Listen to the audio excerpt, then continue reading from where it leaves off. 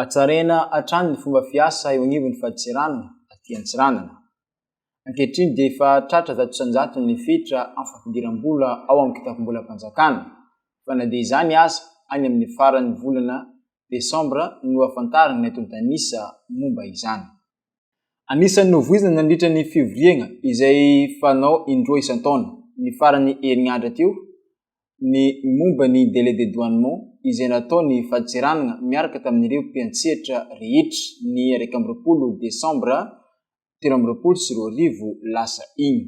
Nangambara ny receveur de douane d'Antsiranana Andriamatoa Richel Gérald Bianchine fa miezaka hatrany eo anivon'ny fadintseranana magnatsara ny fomba fiasa.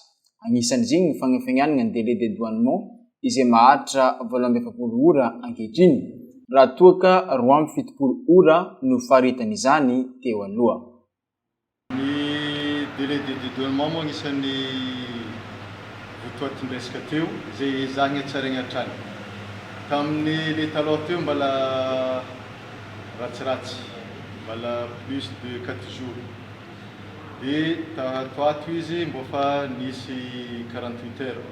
Ny tegna tanjogno amin'izao zany 48 heures bureau maritime, 24 heures raha ohatra ny bureau ahirianitra tany Ivato.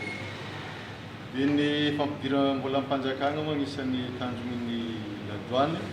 Atsika amin'izao zany ankatoky ny famaranana ny taona mba fa nahazo 100% fa amin'ny 31 décembre moa vao tegna clôturé ny exercice civil. Dia igny zany no ahaizana hoe firy zany ny tratrantsika teto. Nagnano ezaka ndraiky ny mpiara-miasa jiaby sy ny mpiantsehatra jiaby amin'ny dédouanement mba hanatratrarana prévision. Fa io moa zany miankina amin'ny toe-karen'ny firenena koa. Raha ohatra moa sahirana ny olo, mety tsy dia miakatra ny consommation, miheny koa ny entana ampidirana.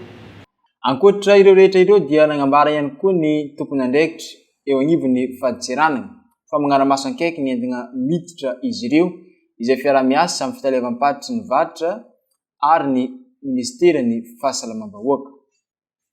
Izay fiara-miasa amin'ny fitalevam-paditry ny varitra sy ny fahasalamam-bahoaka.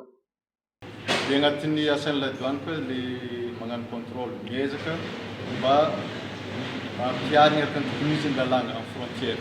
Zany hoe sao dia misy sakafo tsy ara-dalàna na palany daty, miezaka atsika mampiatra ny lalàna fezay amin'ny alalan'ny fangalana prélèvement, fiara-miasa amin'ny commerce sy ny santé.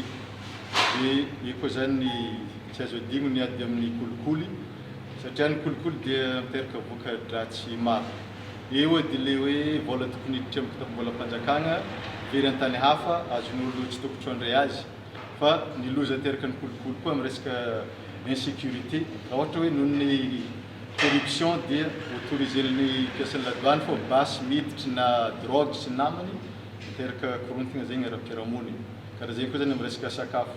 Hoe raha ohatra ny tsy fanaovana asa araka ny tokony izy ampidirina ny sakafo izay efa lany daty na izay tsy magnara-penitry, harary na hamono olo, irécupérable ny